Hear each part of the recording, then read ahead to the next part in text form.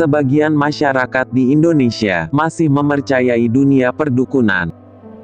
Alih-alih berobat ke dokter, mereka justru berkonsultasi pada orang yang dianggap sakti dan bisa menyembuhkan penyakit dengan cara-cara gaib. Tidak hanya tujuan berobat. Bagi mereka, dukun adalah tempat mengadu segala persoalan hidup. Dari mulai masalah ekonomi, perjodohan, karir, dan lain sebagainya. Praktik perdukunan itu sendiri sudah dikenal sejak pra-Islam. Dukun, dalam bahasa Arab diistilahkan dengan kahanah, yang maknanya menginformasikan hal-hal yang tidak bisa diketahui manusia pada umumnya, atau gaib. Orang yang melakukan praktik perdukunan disebut kahin. Imam An-Nawawi, dalam Syarah Muslim, Juz 10, halaman 232, membedakan istilah kahin dengan araf.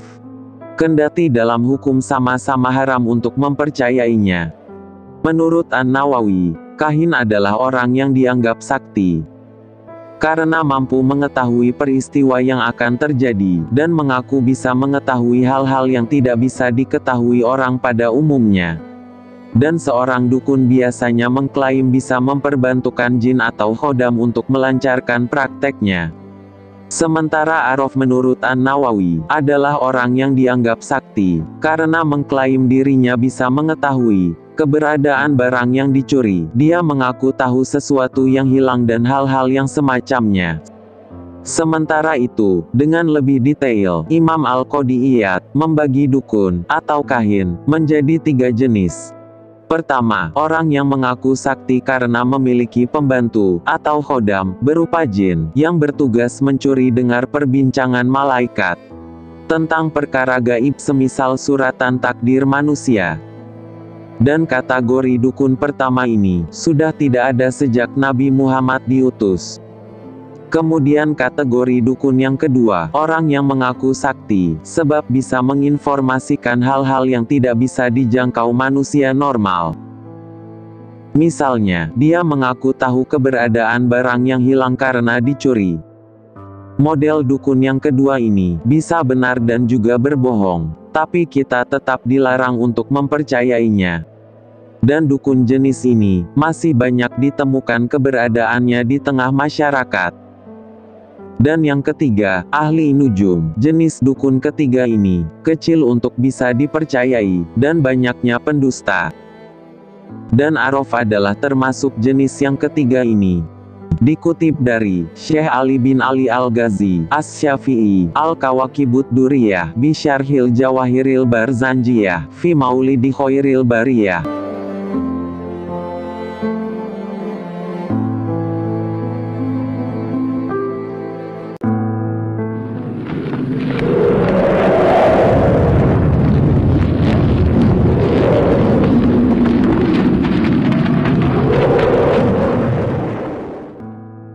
Dalam beberapa kesempatan, Nabi Muhammad juga menyampaikan larangan mempercayai dukun. Salah satunya adalah sabda beliau.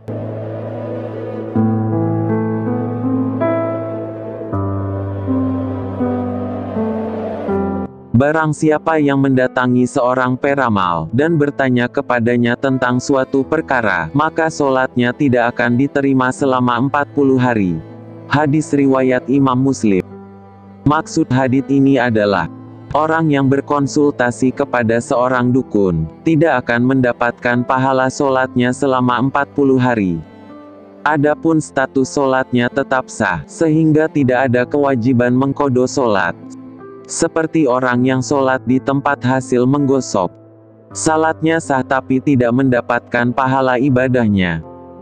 Imam An-Nawawi, Syarah Muslim, Juz 13, halaman 190.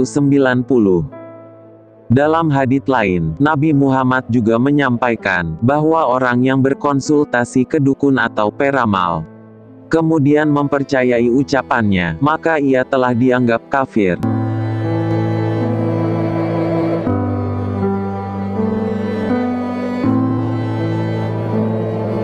Barang siapa yang mendatangi dukun atau tukang ramal, dan dia membenarkan ucapannya, maka dia berarti telah kufur pada Al-Quran yang telah diturunkan pada Muhammad. Hadis riwayat Imam Ahmad. Berangkat dari hadits di atas, Syekh Abdur Rauf Al-Munawi mengatakan, jika seseorang meyakini seorang dukun yang mengaku mampu mengetahui hal-hal gaib, tanpa perantara apapun, maka orang tersebut dianggap kafir. Akan tetapi, jika ia meyakini pengetahuan dukun tentang perkara gaib tersebut, melalui perantara jin, yang telah mencuri dengar dari malaikat, maka tidak sampai pada kafir. Abdur Rauf Al-Munawi, Kitab Faidul Qadir, Juz 6, halaman 23. Hanya saja, jenis dukun kategori ini, yang bisa memperbantukan jin untuk mencuri informasi dari malaikat, sudah tidak ada sejak diutusnya Nabi Muhammad. Pada prinsipnya, tidak ada yang bisa mengetahui hal-hal gaib kecuali Allah Subhanahu wa Ta'ala. Sebab itu, jika ada orang mengaku sakti dan bisa mengetahui hal-hal gaib, maka perlu dipertanyakan dan diperdebatkan. Kendati pun Allah juga telah memberi kemampuan kepada orang-orang khusus untuk mengetahui sebagian perkara gaib seperti para nabi melalui wahyu, atau orang-orang saleh melalui ilham. Dalam Al-Quran Surah Al-Jin ayat 26 sampai ayat 27 Allah berfirman, Dia adalah Tuhan, yang mengetahui yang gaib, maka Dia tidak memperlihatkan kepada seorang pun tentang yang gaib itu, kecuali kepada Rasul yang diridhoinya. Maka sesungguhnya Dia mengadakan penjaga-penjaga, atau malaikat, di muka, dan di belakangnya.